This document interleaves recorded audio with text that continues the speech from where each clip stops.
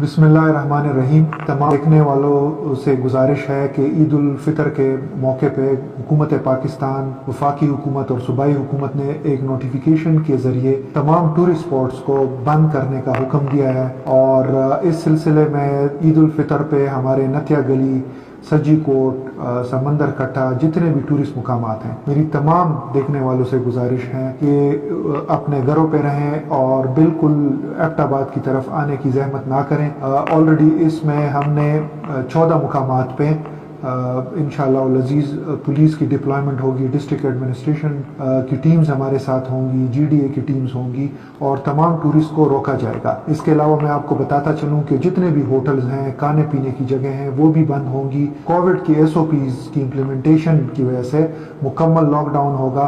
तो मेरी तमाम खैबर पख्तूनख्वा की आवाम है, पंजाब के लोग हैं, जितने भी हमारे टूरिस्ट हैं, उनसे मेरी रिक्वेस्ट है कि आप टूरिस्ट मुकामात की तरफ से ना आएँ और बिला वजह तकलीफ से अपने आप को बचाएं।